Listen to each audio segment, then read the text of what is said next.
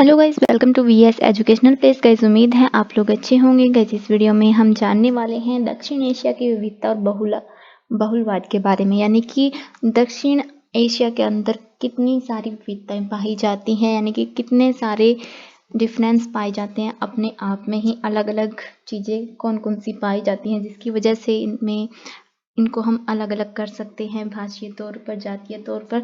तो उन्हीं सभी विविधताओं के बारे में हम इस इकाई में जानने वाले हैं। तो चलिए गाइस, बिना किसी देर के शुरुआत कर लेते हैं इस इकाई की। इस इकाई से पहले हमने 2 इकाइयाँ अच्छे से कर ली हैं। अगर आपने उनकी वीडियो नहीं देखी है तो चैनल पर उनकी वीडियो ऑलरेडी आ चुकी है, आप चैनल पर जाकर वीडियो देख सकते हैं और 10 दिसंबर के एग्ज़ाम की तैयारी भी अच्छे से कर सकते हैं। तो चलिए गाइस, सबसे पहले जान लेते हैं कि विविधता और बहुलवाद को समझना क्यों ज़रूरी है। विविधता अनेक तरह की हो सकती है। अवधारणा के लिए एक विस्तृत दृष्टिकोण लेते हैं। विविधता के विचार को अंतर और असमानता में निहित अर्थों से हम समझ सकते हैं। अवधारणा के रूप में हम कह सकते हैं कि जो विविधता मानव और भौतिक अस्तित्व में किसी विशेष संदर्भ में प्रचलित विविधता अंतर असमानता के लिए होती है। तो इसी के बारे में हम इस इकाई में जानने वाले हैं।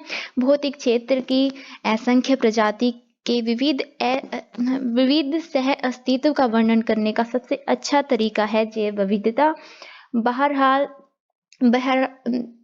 बहरहाल आधुनिक संगठनों में विविधता के आयामों को रेखांकित करते हुए बहुत सारे आयाम निर्धारित किए हैं। इन 6 मौलिक विशेषताएं जो होती हैं इनकी, वो है आयु, जातीय लिंग, शारीरिक क्षमताएं, नस्ल और यौन अभिविन्यास। तो इनके तौर पर, इन 6 प्रकारों के तौर पर ही हम आगे इनको समझने वाले हैं। उनकी कार्यात्मकता व्यक्ति में प्राथमिक विशेषताओं जैसे कि शिक्षा, भौगोलिक स्थिति, आय, विवाहिक स्थिति, धार्मिक विश्वास, कार्य अनुभव के आधार पर 8 अस्थायी माध्यमिक विशेषता भी हम व्यक्त करते हैं। तो विविधताओं के गुण दर्शाते डिग्री और विभिन्न कर्ताओं द्वारा उपयोग किए जाने वाले संदर्भ में अधिकतर जो परिवर्तनशील हैं वो यही है। बहुलवाद की अवधारणा विविधता के विचार से निकट संबंध रखती है लेकिन समान नहीं है। विविधता और बहुलवाद अलग अलग है। सीधे शब्दों में कहें तो बहुलवाद एक निश्चित क्षेत्र के अंतर्गत कई संस्थाओं के अस्तित्व के लिए है। ये संस्थाएं विविध हो सकती हैं या नहीं, लेकिन बहुलवाद के विचार से मौलिक रूप से एक विशेष क्षेत्र में एक या कई कर्ताओं का अस्तित्व होता है। इस प्रकार बहुलवाद के विचार का मूल यह है कि परिवार, समूह, समुदाय, संगठन, समाज, देश आदि जैसे विश्लेषणों की एक इकाई के रूप में जो कुछ भी खड़ा होता है वह एक से अधिक तत्वों से निर्मित होता है। इसके अलावा संगठनों की संपूर्णता को भी कभी उसमें से किसी के द्वारा ग्रसित नहीं किया जा सकता। स्पष्ट रूप में कहें तो बहुलवाद में विभिन्न संस्थाओं को एक दूसरे के साथ इस तरह से सह अस्तित्व में रख दिया है जिसमें कुछ नहीं में सब कुछ शामिल होता है। लोकतंत्र संवाद में बहुलवाद एक तत्व द्वारा दूसरे तत्व के अस्तित्व पर किसी प्रकार के वास्तव का खंडन करता है। संक्षेप में बहुलवाद की 2 विशिष्ट विशेषताएं एक तरफ के संगठन के भीतर कई कर्ताओं या संस्थाओं का अस्तित्व होता है, दूसरी तरफा प्रत्येक संस्था लिए स्वायत्त स्थान होता है। तो दुनिया के विभिन्न हिस्सों में बहुलवाद की वास्तविक कार्यप्रणाली बहुत भिन्न है। अमूर्त और व्यवहारिक दोनों ही तरह से विविधता और बहुलवाद साथ साथ मौजूद हो सकते हैं। जैसे कि आमतौर पर हम इसको समझ सकते हैं, बहुलवाद अक्सर विभिन्न हितधारकों को कार्यात्मक स्वायत्त का स्थान प्रदान करता है ताकि सभ्य और लोकतांत्रिक समाजों को सुचिंतित निर्माण किया जा सके। एक स्थायी सामाजिक राजनीतिक व्यवस्था के रूप में कार्य करने हेतु विविधता और बहुलवाद के ढांचे को मूल रूप से बनाए रखने की आवश्यकता होती है। दूसरे शब्दों में अगर हम कहें तो विविधता का उचित और व्यापक समायोजन भारत जैसे देश को एकजुट और शांतिपूर्ण सामूहिक जीवन के लिए एक प्रकार की पूर्व शर्त बन जाता है। बहुलवाद एक सुविचारित विकल्प है जो समाज में नागरिक संस्कृति को समेकित करते हुए लोकतंत्र, संघवाद, बहुसंस्कृतिवाद और स्वतंत्रता और अपने लोगों के स्वतंत्र इच्छा के मानदंड को महत्व देता है। यही कारण है कि हालांकि दक्षिण एशिया में काफ़ी विविधता है, लेकिन बहुलवाद को इस क्षेत्र के विभिन्न देशों की सामाजिक, सांस्कृतिक और राजनीतिक प्रशासनिक प्रणालियों को रेखांकित करने वाले सार्वभौमिक मूल्यों के रूप में नहीं पाया गया है। अब जान लेते हैं इसके कुछ प्रतिरूप, इसके कुछ पैटर्न जो कि हमें दक्षिण एशिया के भौगोलिक इकाई में देखने को मिल जाते हैं तकनीकी रूप से, जो प्राकृतिक संरचनाओं द्वारा सुव्यवस्थित तरीके से परिभाषित हैं, जो शेष दुनिया के साथ अपनी सीमाओं का निर्माण करते हैं। ये क्षेत्र महत्वपूर्ण स्थानिक विविधताओं वाले 8 देशों में हमें मिल जाते हैं, जिसके दक्षिण में हिंद महासागर और उत्तर में हिमालय, काराकोरम और पामरी की विशाल पर्वत श्रृंखलाएं सम्मिलित हैं उसकी सीमांकित क्षेत्र में। इस क्षेत्र में भौगोलिक अंतर के पैमाने को इस तथ्य से आसानी से समझा जा सकता है कि जहां नेपाल, भूटान जैसे भूमिबद्ध देश हैं, श्रीलंका और मालदीव जैसे द्वीपीय राष्ट्र भी हैं, तो इनकी सीमा को साझा नहीं कर सकते। इसी तरह बहुत संस्कृति समाज का उदाहरण प्रस्तुत करने वाले देशों का बहुमत भी है प्रस्तुत करने के लिए। यदि सभी नहीं तो भी इस क्षेत्र में जातीय संस्कृति विविधता समान रूप से विहित है। इसमें से कई देश अपने लोगों के शांतिपूर्ण, न्यायपूर्ण, प्रतियोगी जीवन का वातावरण उपलब्ध कराने के बजाय निरंतर हिंसा, विद्रोह, राजनीतिक अस्थिरता, दुश्मनी और सामाजिक आर्थिक विकास के निम्न स्तर से ग्रस्त रहते हैं। अतः अब हमें विविधता और बहुल का पैटर्न के आकलन करना और उसके परिणामों के बारे में अभी संदर्भ में जानकारी लेना शुरू कर देना चाहिए। तो चलिए जान लेते हैं इसके कितने प्रकार के होते हैं, कितने प्रतिरूप हम इसके देख सकते हैं। क्षेत्र की विविधता की बात करें तो भारतीय पठार द्वारा मुख्य रूप से गठित होने के बावजूद भी स्थानीय विविधता से असाधारण रूप में परिपूर्ण है। जैसे कि भू आकृति विज्ञान को अगर हम समझें तो भारत की भू आकृति अलग अलग हिस्से में अलग अलग तरीके से है। जैसे कि उत्तर में विशाल हिमालय, वृहत नदियों और उनके नेटवर्क में आने वाला मैदान, उत्तर भारतीय मैदान वाला क्षेत्र अपनी उपजाऊ स्थलाकृति के साथ ढक्कन का पठार, पश्चिम में हमें राजस्थान में थार रेगिस्तान मिल जाएगा, गुजरात में कच्छ का रण मिल जाएगा।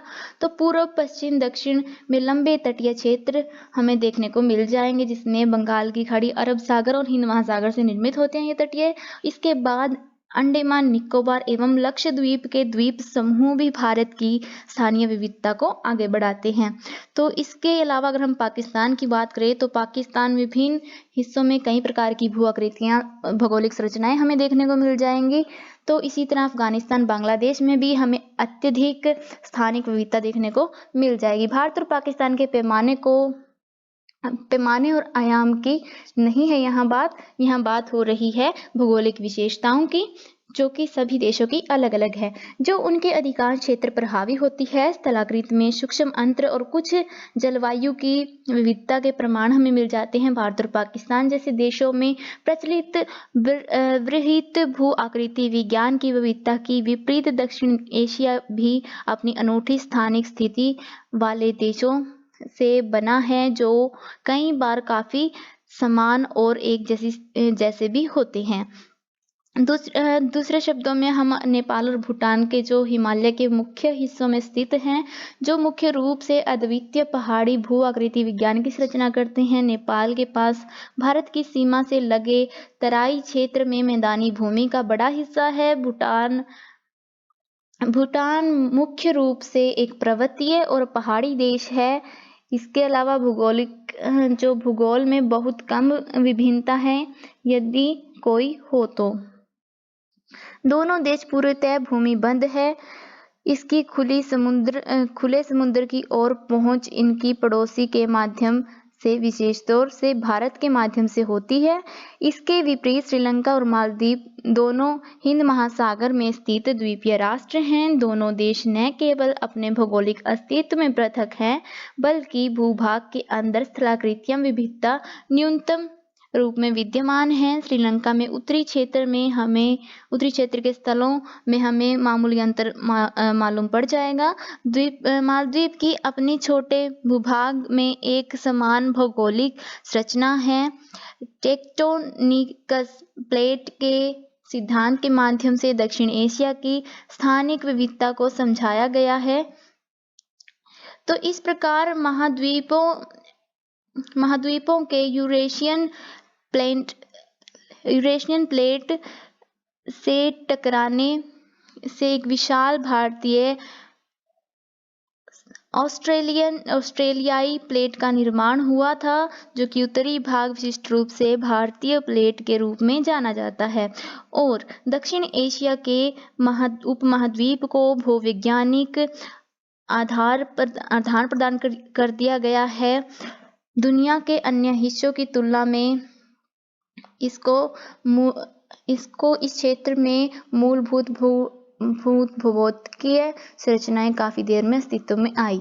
जब हम दुनिया भर के महाद्वीपों की स्थायी विशेषताओं के अवलोकन करेंगे तो वृहत भूभौतिकीय प्रक्रियाओं ने इस क्षेत्र के भूभाग को सबसे महत्वपूर्ण विविधता प्रदान की है।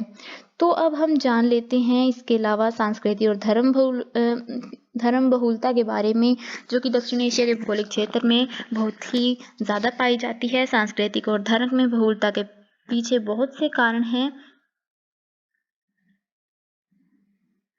संस्कृति और धर्म जो कि दुनिया और उपमहाद्वीपों के निवासियों के लिए खुशी का विषय है, तो इसके बारे में जानना बहुत ज़रूरी हो जाता है। बाद में संस्कृति विविधता की सीमाएं और पैमाने को स्पष्ट करते हुए इस क्षेत्र का आरंभिक एवं अग्रणीय संघवादीय में से एक मानते हैं कि भारत एक उत्कृष्ट बहुल समाज एवं वृहत संघीय राज्य व्यवस्था है। इसके अंदर हमें बहुत सारी संस्कृतियां मिल जाएंगी, सामूहिक जीवन के पहलू मिल जाएंगे, जिनमें हमें सामाजिक व्यवस्था, आर्थिक संरचना, सांस्कृतिक प्रतिरूप अलग अलग तरीके से स्पष्ट दिखाई देंगे।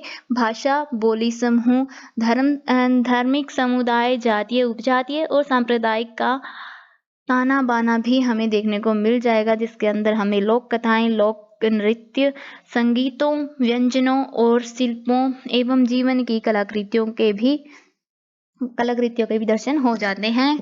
खाने में भारत के विषय में जो बात लिखी गई है, खान ने जो भारत के विषय में बात लिखी है, चाहे इस क्षेत्र में सभी देशों के लिए पूर्णतः सही नहीं हो, परंतु इन देशों के कुछ अलग अलग अंशों में अनुकूल है। जैसे कि इस प्रकार, जो कि उत्तर पश्चिम में अफगानिस्तान से लेकर दक्षिण में मालदीव तक दक्षिण एशिया की संस्कृति विविधता में हमें ऐसे मिश्रण प्रस्तुत करते हुए मिल जाते हैं, जैसे कि आकर्षक रंगीन रूप प्रदान करना दुनिया के हिस्से को, तो वो हमें इसी हिस्से में दिखाई पड़ेगा, जो न केवल अपने लोगों के लिए बल्कि बाकी दुनिया के लिए भी हर्ष और आनंद का विषय बन जाता है।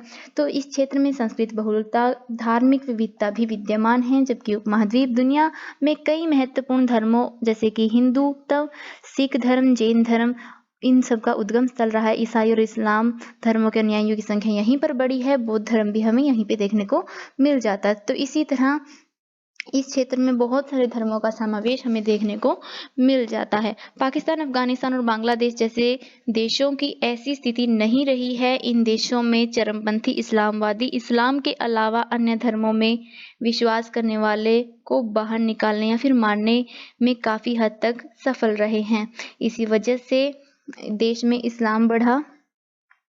इसके अलावा बात कर लेते हैं भूटान और मालदीव की, तो यहाँ पर बौद्ध और इस्लाम देश बने हुए हैं ये अभी भी। तो इन देशों में, सभी देशों में धार्मिक विशेषताएं अपने आप में अलग अलग है, धार्मिक विविधताएं अलग अलग देखने को मिल जाती हैं। भूटान और श्रीलंका में हमें बौद्ध धर्म की प्रधानता देखने को मिल जाएगी। तो पूरे ही दक्षिण एशिया में हमें अलग अलग धर्म धर्म विविधताएं विद्यमान मिल जाती हैं। उपमहाद्वीप के उत्तर पश्चिम हिस्से में मध्य और पश्चिम एशिया के निकट को देखते हुए अफगानिस्तान पाकिस्तान मुख्य रूप से मुस्लिम देश बन गए हैं। साथ ही समय के साथ इस्लाम का बांग्लादेश और मालदीव में भी आगमन हो गया है। तो इसके बाद हम बात कर लेते हैं क्षेत्र के यूरोपीय लोगों और व्यापारियों के बाद उपनिवेशवादियों के रूप में आने से। उपनिवेशी काल के दौरान ईसाई मिशनरी द्वारा किए गए बड़े पैमाने पर धर्मांतरण की गतिविधियों के साथ ही ईसाई धर्म ने भी इस महाद्वीप में अपना प्रवेश किया और पैर जमा लिए थे। तो भाषाई विविधता की अगर हम बात करें तो अलग अलग भाषाएं हमें यहाँ पर देखने को मिल जाती है इस महाद्वीप पे। जैसे कि भारतीयों की मातृभाषा हिंदी है, जिसकी जड़ें हिंदी और संस्कृत दो अलग अलग रूपों में हमें दिख जाएंगी। इसके अलावा भारत का एक बड़ा हिस्सा जो कि हिंदी के अलावा एक अन्य भाषा बोलता है वो है तमिल भाषा। तमिल भाषा का उपयोग भी किया जाता है, भाषाओं का घर भी कहा जाता है ऐसी भाषाओं को जिनको अधिकतर हिस्से में बोला जाता है। इसके अलावा हमें भारत के अलग अलग हिस्सों में जैसे कि उत्तर और मध्य में पंजाबी और अन्य बोलियां हमें सुनने को मिल जाएंगी। इसके अलावा कुछ हिंदी बोलने वाले भी मिल जाएंगे। इसके दक्षिण राज्यों जैसे कि तमिल, तेलुगु, कन्नड़ा और मलयालम जैसी भाषाएं दक्षिण के राज्यों में बोली जाती हैं। इसी प्रकार पश्चिम राज्य मराठी, गुजराती जैसी भाषाएं बोलते हैं। पूर्वी भाग में हमें बंगाली, असमिया और उड़िया जैसी भाषाएं बोलती हुई देखने को मिल जाएंगे। इस भाषा में यदि सभी नहीं तो अधिकांश न केवल अपनी लिपि बल्कि साहित्य का भी संपन्न समूह जो है हमें उन भाषाओं में देखने को मिल जाएगा। भारत में बड़े पैमाने पर नहीं है ये रंगमंच जो कि भाषाई बहुलता का रंगमंच हो। उदाहरण के लिए पंजाबी, उर्दू, पश्तो, सिंधी और सराइकी जैसी बड़ी महत्वपूर्ण भाषाओं में बड़ी संख्या में बोलने वालों के साथ पाकिस्तान की भाषाई विविधता काफी ध्यान देने योग्य है। इस तरह श्रीलंका, सहीली और तमिल को अपनी आधिकारिक भाषाओं के रूप में मान्यता दी श्रीलंका ने, तो इसकी आबादी की बड़ी संख्या द्वारा बोली जाती थी। इसके अलावा अफगानिस्तान की बात करें तो अफगानिस्तान में पश्तो और दारी भाषा का उपयोग किया जाता है। ज़्यादातर नेपाली भाषा को बोला जाता है जिसको आधिकारिक भाषा भी माना गया है, अधिकांश लोगों द्वारा बोली भी जाती है। भूटान में आधिकारिक भाषा को जोंगखा कहा जाता है जो कि साहित्यिक भाषा भी है उनकी। इसके अलावा बात कर लेते हैं मालदीव की, तो मालदीव में द्विवेहित आधिकारिक भाषा है जिसका बड़ी संख्या वाली आबादी इस भाषा को बोलती है। मालदीव में बांग्लादेश में हमें एकमात्र भाषा देखने को मिल जाती है, एक मातृभाषी देश है, बंगाली भाषा बोलते हैं इस देश में 98% लोग। दक्षिण एशिया के भाषाई बहुलता की उत्पत्ति उन विशिष्ट सभ्यताओं परंपराओं के कारण हुई है जिनसे लोग अपना वंश पोषित करते हैं और उसका पालन करना जारी रखते हैं। हालांकि भाषाओं की इस क्षेत्र में बहुत अधिक राजनीतिक उथल-पुथल और राजनीतिक सीमाओं को पुनर्आकार देने का आधार रही हैं, जबकि भारत में अपनी भाषाई बहुलता के प्रबंधन की नीति भाषाई रूप से समरूप राज्यों का निर्माण करती है। कुछ अन्य भाषाओं को संवैधानिक मान्यता दी है, यहाँ तक कि पाकिस्तान द्वारा अपनी भाषा की समस्या का प्रबंधन करने में असमर्थता के कारण ही पाकिस्तान का विभाजन हुआ था। 1971 में एक स्वतंत्र राष्ट्र के रूप में बांग्लादेश का निर्माण हो गया था, भाषाई विविधता के कारण ही। गृह युद्ध का कारण भी बन जाती हैं भाषाई विविधता। ये थी कुछ भाषा के प्रतिरूप। इसके अंदर आ जाता है एक और जातीय परिदृश्य विविधता के अंदर। जातीय विविधता उपमहाद्वीपों के विभिन्न देशों में विषम सामाजिक और सांस्कृतिक जीवन के अन्य पहलुओं से समृद्ध होती हैं। इनमें से अधिकांश जातीय समूह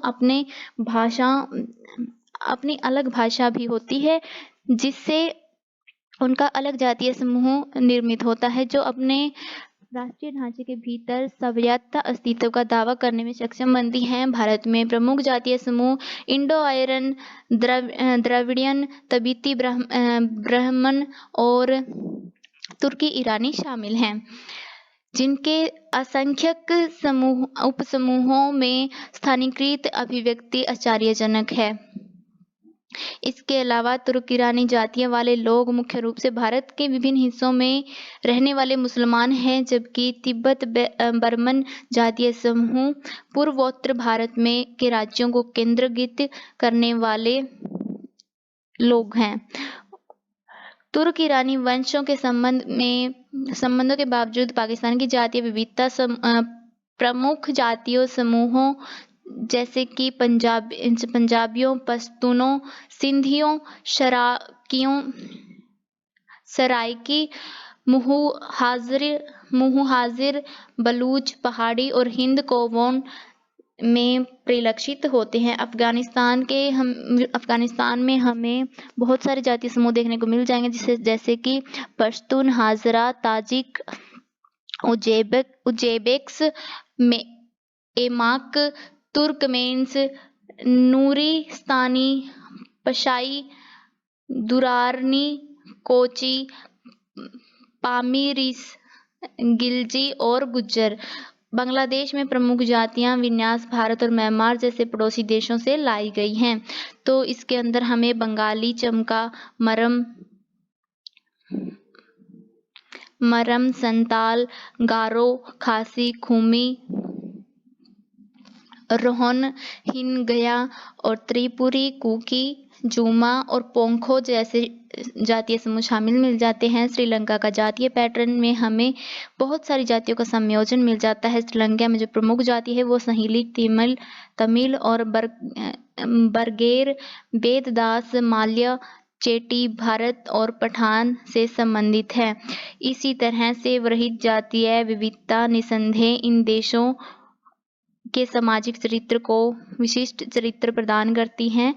बहुवचन के अलावा और कुछ हो सकता है। इसके अलावा मालदीव में जो जातीय बनावट है वो सहीली, द्रविड़ और अरब के सिर्फ 3 अतिव्यापी समूहों तक ही सीमित है। उपमहाद्वीपों की जातीय विविधता ने वर्षों से अलग-अलग उद्देश्यों की पूर्ति की है। दक्षिण एशिया समाज को बहुसंख्यक और बहुसांस्कृतिक बनाने में इसके विलक्षण योगदान ने उनमें से कुछ की लोकतांत्रिक साख को स्पष्ट रूप से जोड़ा है। श्रीलंका और अफगानिस्तान जैसे देशों में जातीय संघर्षों के परिणाम भी लंबे समय तक गृह युद्ध हुए हैं, जिसमें उन्हें अपूरणीय क्षति हुई है। इसलिए विभिन्न क्षत्रिय और सांस्कृतिक सभ्यता व्यवस्था के माध्यम से जातीय विविधता का संयोजन इस प्रकार के अधिकांश देशों के शांतिपूर्ण और एकजुट अस्तित्व के लिए महत्वपूर्ण रहा है। सामाजिक और आर्थिक विविधता की अगर हम बात करें तो सामाजिक, आर्थिक और क्षेत्रीय विविधता में काफी जटिलता और परेशान करने वाली होती है। पुराने रीति रिवाज, परंपरा और सामाजिक विन्यासों को स्पष्ट रूप से समझा जाता है। सामाजिक व्यवस्था का निर्माण किया जाता है जो महिलाओं और समाज के कुछ वर्गों की श्रेणीबद्ध असमानता और हाशिए पर रखी गई स्थिति पर आधारित होती हैं। सामाजिक संरचना के आधुनिकीकरण और धर्मनिरपेक्षण के लिए ही सरकार और नागरिक समाज संगठनों के ठोस प्रयासों के बावजूद ये सामाजिक व्यवस्थाएं वर्तमान में भी बड़े पैमाने पर जारी हैं। तो इन्हीं कारणों से स्वास्थ्य जैसे क्षेत्रों में हमें बहुत सारे रिजल्ट देखने को मिल जाते हैं। एक रिपोर्ट द्वारा जो कि अन्य देशों के लिए यूएन ने 2021 की रिपोर्ट के अनुसार तैयार की थी। तो इसके बारे में हम जानेंगे। इसमें बहुत सारे देशों की जांच हुई थी स्वास्थ्य को लेकर। इसमें सबसे निचला स्थान था जो अफगानिस्तान का था 169वें नंबर पर। श्रीलंका का स्थान 73वां रहा जो कि बहुत ही शानदार प्रदर्शन था। इसके अलावा अन्य देशों की बात करें दक्षिण एशिया के तो मालदीव 95, भूटान 129, भारत 131 और बांग्ला 133, नेपाल 142 और पाकिस्तान 154वें नंबर पर शामिल था, जिसमें इनमें से अधिकांश देश अपने लोगों को रोजगार और आय सृजन के लिए कृषि, बागवान और पर्यटन पर ही निर्भर थे। इसके अलावा दक्षिण एशिया के देशों ने क्षेत्रीय विकास का पैटर्न भी अधिकतर एक तरफा रखा था। तो इस रैंकिंग के आधार पर जो कि मानव विकास सूचक के आधार पर एक कार्यक्रम के तहत संयुक्त राष्ट्र विकास कार्यक्रम के तहत 2020 से 21 में रिपोर्ट तैयार की गई थी। तो इसके अकॉर्डिंग ये रैंकिंग है, ये अच्छे से याद कर लेनी है। दक्षिण एशिया में सामाजिक और आर्थिक विशेषताओं के निहित विभिन्न देशों में अलग अलग तरह से सामने आए हैं। प्रारंभ में इन समाजों की पारंपरिक प्रकृति ने असमान जातीय समूहों की मौलिक समानता को सुदृढ़ करने की ओर अग्रसर किया है, जिससे उनके बीच सांप्रदायिक तनाव बढ़ गया है। जातीय व्यवस्था को स्थायीकरण के परिणाम स्वरूप अनिवार्य रूप से सामाजिक मुख्यधारा से बड़ी संख्या में लोगों को सामाजिक और आर्थिक रूप से हाशिए पर डाल दिया है। महिलाओं की सुविधाहीन स्थिति ने अनिवार्य रूप से सार्वजनिक जीवन के विभिन्न क्षेत्रों में उनकी भागीदारी को सीमित कर दिया है। तो इस तरीके से हम सामाजिक स्थिति को समझ सकते हैं।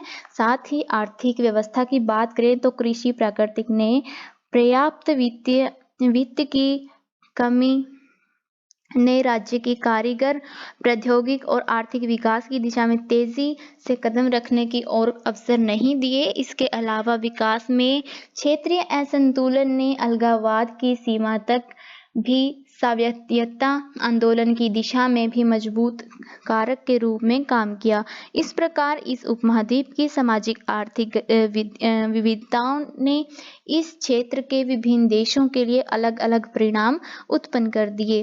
राजनीतिक बहुलवाद की अगर हम बात करें तो दक्षिण एशिया के देशों में अनेक प्रकार की विविधताएं पाई जाती हैं। निसंदेह रूप से राजनीतिक बहुलवाद स्वर निर्धारित किया जाता है। राजनीतिक जीवन में लगभग सभी प्रमुख पहलू उनकी राजनीतिक व्यवस्था की प्रकृति से लेकर दिन प्रतिदिन की राजनीतिक संचालन तक देखे जाते हैं।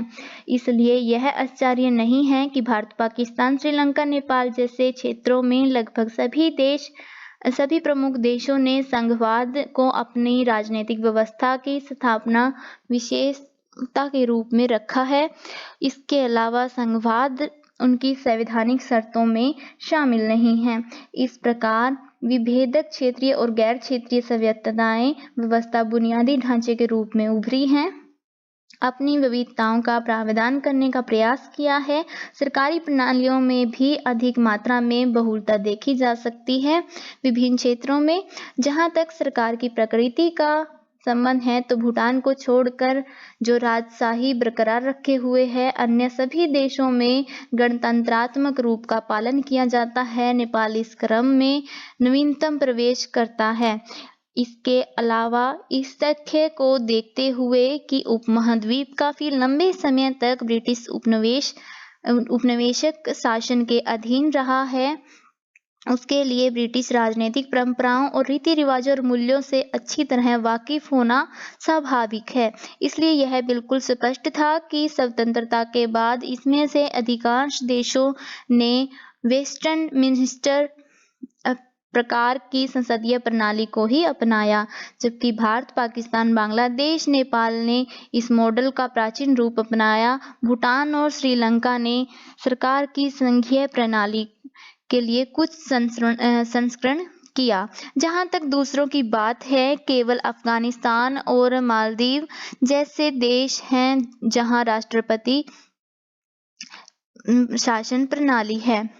जहां तक इस क्षेत्र में संवैधानिकता और लोकतांत्रिकरण का संबंध है, दक्षिण एशिया देश विविध पैटर्न प्रस्तुत करते हैं। भारत को छोड़कर, कुछ हद तक श्रीलंका को छोड़कर अन्य सभी देशों में संवैधानिकता और लोकतांत्रिकरण की दोहरी प्रक्रिया में काफी कमी महसूस करते हैं। उदाहरण के लिए पाकिस्तान में लगातार सैन्य नियमों ने न केवल संवैधानिकता के लिए उसके अन्वेषण को गंभीर रूप से प्रभावित किया है, बल्कि सेना को देश की राजनीतिक प्रक्रिया में अंतिम मध्यस्थता भी बना लिया है।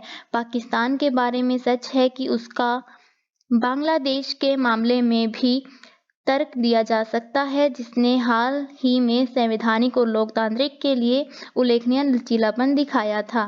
नेपाल और भूटान के मामले में लोकतंत्र और संवैधानिक बहुत नूतन विचार है जिनका वर्तमान समय में मूल्यांकन नहीं किया जा सकता। तो इसी तरीके से हम बहुत सारी जो अलग-अलग राजनीतिक विविधताएं देख सकते हैं। अफगानिस्तान में भी स्थायी शांति और स्थिरता की स्थापना संवैधानिक और लोकतंत्र के मूल्यों को गहरा करने की तुलना में कहीं अधिक महत्वपूर्ण विचार प्रतीत होता है।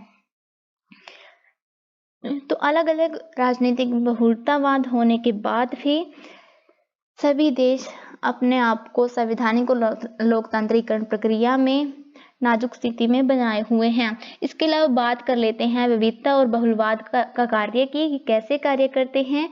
तो सभी राष्ट्रों या राज्यों में सामान्य शांति और स्थायित्व के रूप में अस्तित्व में रहने का संबंध है। इसने वर्षों से विविधता और बहुलवाद ने मिश्रित परिणाम दिए हैं। क्षेत्र की विविधता में निर्विवाद रूप से इन देशों पर सभी प्रकार की स्वायत्तता संबंधित मांगों का समायोजित करने के लिए चतुरता से जबरदस्त दबाव डाला है, जिसका स्पष्ट प्रतिबिंब संघवाद और सत्ता साझाकरण के रूप में देखा जा सकता है। भारत जैसे देश में संघवाद को विभिन्न क्षेत्रीय स्वायत्तता संबंधित असाधारण मांगों के प्रति अनुसंगत होना चाहिए था, लेकिन पाकिस्तान या फिर श्रीलंका जैसे देशों के अंदर हम क्षेत्रीय आकांक्षाओं को पर्याप्त रूप से प्रतिबंधित और समायोजित नहीं कर सकते। वे क्रमांश विभाजन की दर्दनाक प्रक्रिया से गुजरे या लंबे समय तक चलने वाले गृह युद्ध की विभाषिका के त्रस्त रहे हैं। इसके अलावा अन्य देशों की बात करें तो भौगोलिक विविधताओं ने उनके सामने बड़ी चुनौतियां पेश की हैं, लेकिन वे इन चुनौतियों को प्रबंधन करने में सफलता दिखाते हुए अपनी विविधताओं को अपने लिए वरदान में परिवर्तित कर दिया है। दक्षिण एशिया के भौगोलिक विशेषताओं की तुलना में अधिक जटिल सांस्कृतिक बहुलवाद प्रतीत होता है, जो कि भाषाओं, धर्मों और जातियों में परिलक्षित है। विभिन्न देशों ने प्रमुख भाषाओं को संवैधानिक दर्जा या राज्य की मान्यता देने की दोहरी रणनीति के द्वारा अलग अलग देशों की भाषाई आकांक्षाओं को पूरा करने की कोशिश की है। एक विशेष भाषा बोलने वाले लोगों के लिए एक विशेष भौगोलिक स्थान स्थापित करने के लिए भाषाई आधार पर अलग क्षेत्रीय इकाइयों का निर्माण किया है। भारत, श्रीलंका, नेपाल जैसे देशों में सफलतापूर्वक काम कर चुका है, लेकिन दक्षिण एशिया में इस भाषाई बहुलवाद का कुप्रबंधन का सबसे स्पष्ट उदाहरण पाकिस्तान से आया है, जिसने पूर्वी पाकिस्तान के बंगाली भाषाओं को हाशिए पर डाल दिया था। कुप्रयास में परिणाम स्वरूप पूर्ण गृह युद्ध हुआ, जो बांग्लादेश के रूप में एक स्वतंत्र राष्ट्र के अस्तित्व में आने से समाप्त हुआ। विशेष रूप से पाकिस्तान, बांग्लादेश, अफगानिस्तान में रूढ़वादी अति धर्मनिष्ठ इस्लामवादियों द्वारा जिन्हें गैर मुसलमानों को अपने देशों के बाहर निकालने के लिए सभी प्रकार के क्रूर और हिंसक साधनों का उपयोग किया। दक्षिण एशिया के विभिन्न देशों में जातीय, सामाजिक, आर्थिक, राजनीतिक विविधता इन प्रवृत्तियों के अनुपयोगी अभिन्यासों को देखते हुए चिंता का कारण रही है, जबकि भारत जैसे देशों ने संवैधानिक समायोजन और सत्ता में भागीदारी के विभिन्न साधनों के माध्यम से अपनी जातीय बहुलता का प्रबंधन किया है, जो अफगानिस्तान जैसे देश नहीं कर सके, जिसकी उन्होंने गृह युद्ध और निरंतर हिंसा के रूप में भारी कीमत भी चुकाई है। इसके विपरीत सामाजिक और आर्थिक प्रक्रिया में हमें विभाजनकारी विन्यास भी देखने को मिला है। इसके अलावा विकास के क्षेत्रीय असमानताओं ने इनमें से कई देशों के अंदर सहज तनाव उत्पन्न करने का प्रयास किया है, जिसका उच्च प्रबंधन एक चुनौतीपूर्ण कार्य बन जाता है। इसी प्रकार सभी प्रकार की विविधताओं ने प्रत्यक्ष दक्षिण एशिया देश में इतने जटिल तरीके से काम किया है कि पूरे क्षेत्र के लिए एक सामान्य पैटर्न का पहचाना जाना बहुत कठिन है। ऐसे में किसी पैटर्न का अन्वेषण करने की कोशिश भी की जाए तो भी तो इस तरीके से इसमें जो इम्पोर्टेंट क्वेश्चन है वो यही रहने वाला है कि दक्षिण एशिया में सामाजिक और आर्थिक विविधताओं का वर्णन कीजिए।